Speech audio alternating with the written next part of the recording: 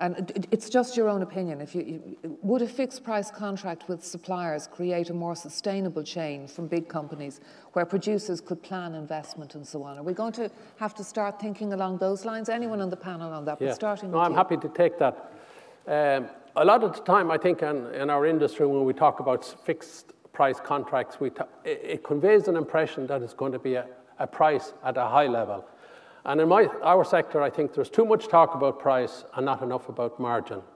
And one way to improve the profitability of the sector is to reduce the cost of production and to increase the return from the market.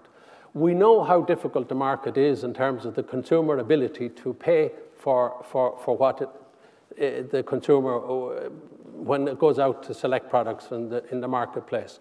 But we also know, having, for example, through my company with other companies, we've been working on a specific program here in Ireland that's sponsored by a few people I should mention, the Farmers Journal, Teagasc, and other meat companies, ABP and Dawn Meats, where we're working with beef farmers on a pilot basis. And over a period of 3 years, we've shown that it's been possible to increase farm output without necessarily increasing farm inputs quite significantly.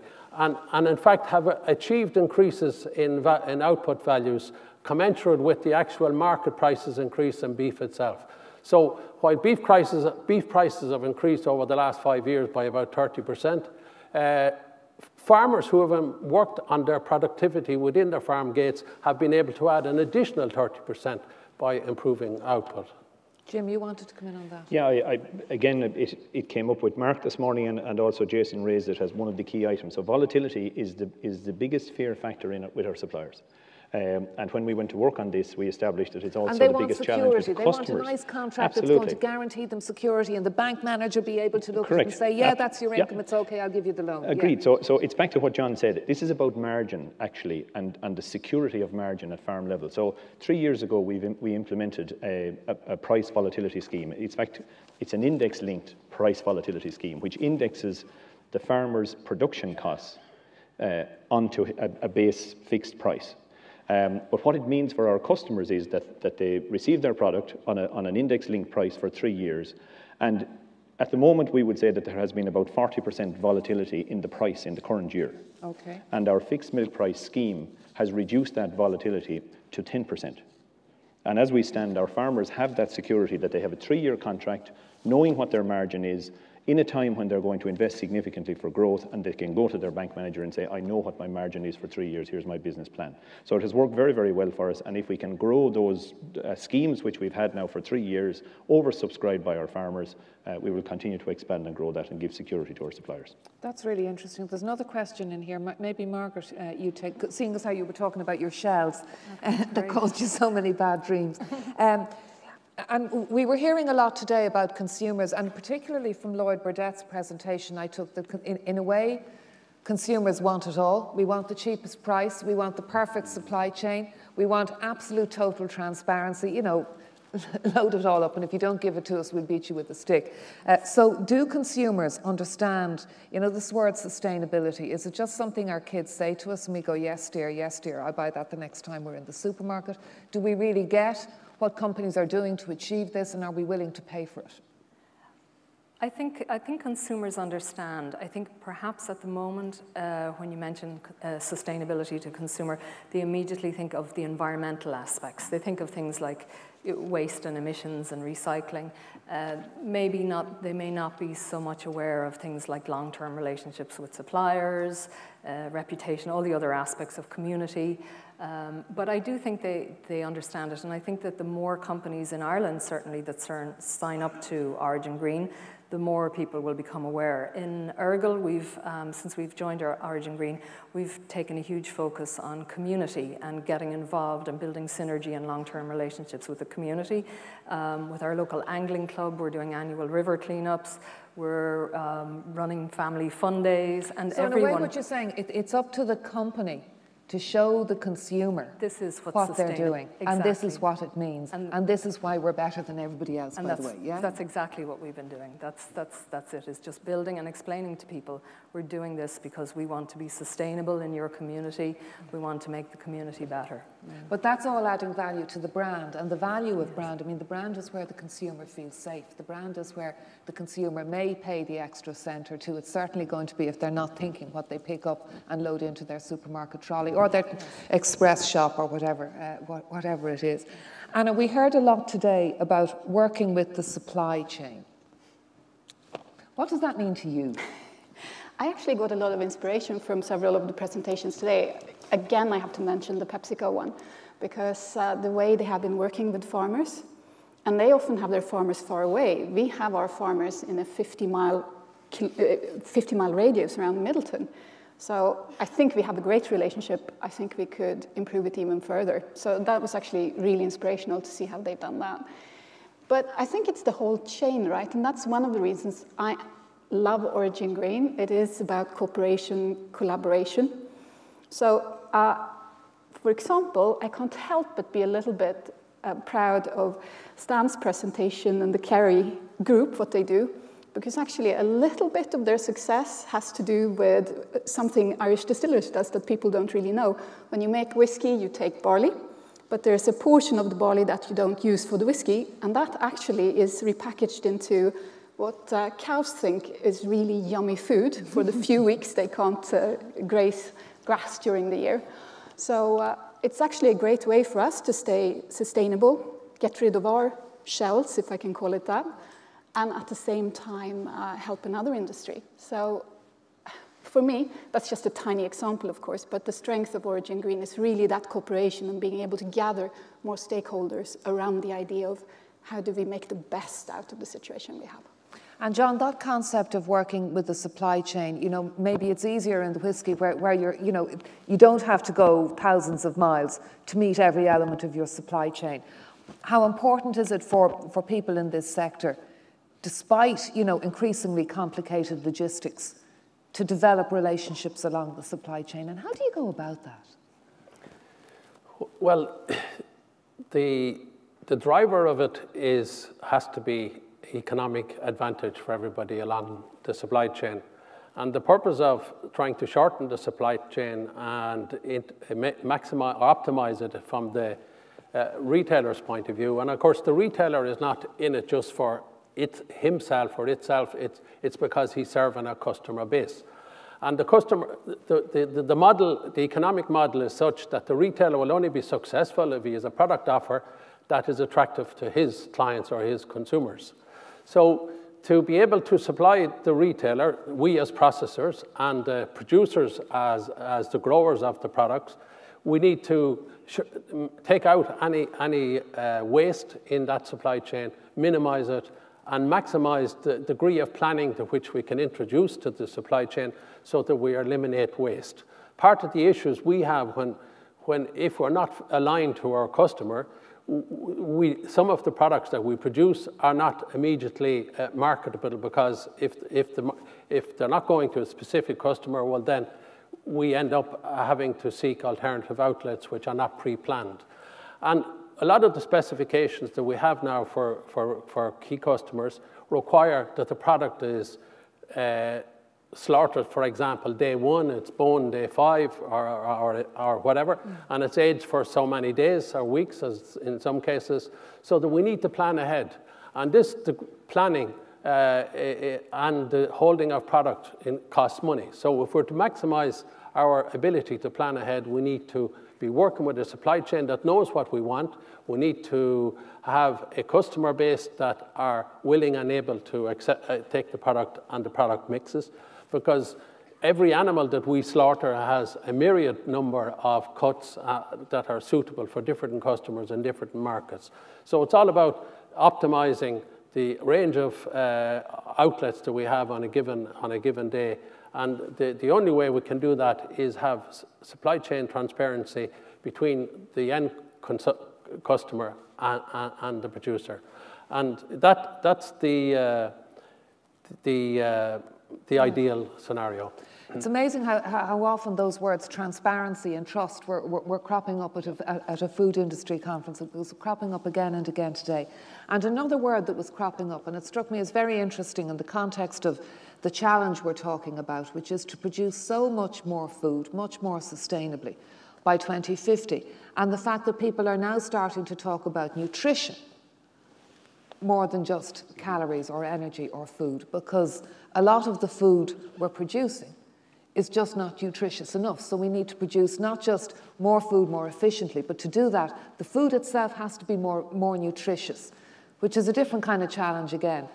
What do any of you think of that? Your thoughts on any of that? Maybe Margaret, you come in on that. I think certainly there's increased awareness in terms of nutrition across the board. I think the youngsters who are coming up now are much more savvy about nutrition than I was when I was their age, teenagers, for example, now. And I also think with developments in technology is going to really show up nutrition. You know, people will scan an item with their iPhone or with a phone, and they'll see what the constituents are in there, or maybe just get a happy face or a bad face if it's something that's good or bad for you. And I think that there's going to be increased awareness, and people are going to say, okay, let's say per square acre, how much protein can I get out of that? You know, how much fish? If fish is a great source of protein, how can we maximize our oceans so we get the most protein out, obviously without being detrimental to the oceans? How do we maximize our land so we get the most nutritious material out of there for the health of our nations? If people are focused on true sustainability, then the health and nutrition also has to be a big component of it. Jim, Yeah, I suppose Glanbia is best known today as a nutritionals organisation, and really there are two issues within that. The first is innovation, and the second one is productivity. So I completely agree with Margaret. The first thing is to achieve as much nutrition as possible per hectare, and if we refer back to Jason this morning, who talked about bringing the lower performers up to the level of the higher performers, and that's the same in Ireland today. The cost of milk production, for example, in Ireland today has a 10-cent range, and if we could bring all the guys at the higher cost down to the lower cost through productivity achievements, you know, what an increase in output, and what an increase in return to those farmers as well. So there's a great opportunity, I think, in productivity itself. But the second part of it is really about innovation. So it's about fractionation. And about taking the vitamins, the minerals from milk, which is a very, very nutritious product in the first place, and then segmenting those so that people can see the real value of them for what they want. And again, referring to what Margaret said, Inder presented a gem, I thought, this morning in relation to the iPhone and being able to read all these lists of micronutrients on the side of a cereal box or a chocolate bar or whatever, which I think has been very, very confusing. And if we go back about 5 years, it was one of the issues within sustainability at the start. But if a 15-year-old or a 75-year-old can go into a shop, as you said, scan this, and it can tell you it's high in this, low in that, good for you on these areas, and contains this, I think that would be a revelation in terms of educating the consumer. But really, the nutritional end is about fractionation, further technologies in the future, and the development of crops and animals to produce higher levels of nutrients in the bulk that is produced. So there's a huge job that needs to go on, not just in terms of, you know, educating everybody in this room here, the people within the business and so on, but there's a huge job to go on as well in terms of educating consumers who have to understand maybe as well that, you know, this is a world where you seldom get 100% solutions. You know, there are always, we overreact, don't we, as consumers, to any time anything goes wrong. So if you guys are going to be more transparent, if you're going to be trying, you know, using science and technology to produce food more efficiently that's more nutritious, we're going to have to understand that sometimes things go wrong, and not just kind of go, oh, you know, get the garlic and hold up the cross against them or whatever. Sure. But I think we have to plan for the fact that we are dealing with biological elements here, with both animals and the product itself. So this is really down to the traceability systems, the quality assurance systems, and indeed now the sustainability systems that we have here in Ireland, and they're very, very strong. JC Gonzalez this morning said that we're at the top of our game in Ireland, which is really a great compliment to us, and we should thank him for saying it. But the National Quality Assurance and Sustainability Scheme that is being now introduced for milk is setting that very, very high standard for us, and we can never rest on this. We have to continuously improve. There will be other threats in terms of food scares and food difficulties. Of course there will worldwide, but we have to be satisfied that our systems here are beyond reproach and are very, very robust. Anna, what's your take home from today? Sorry, my take on? From today. For me, actually, what really stands out is this whole idea of collaboration. And again, coming back to the whole idea of Origin Green.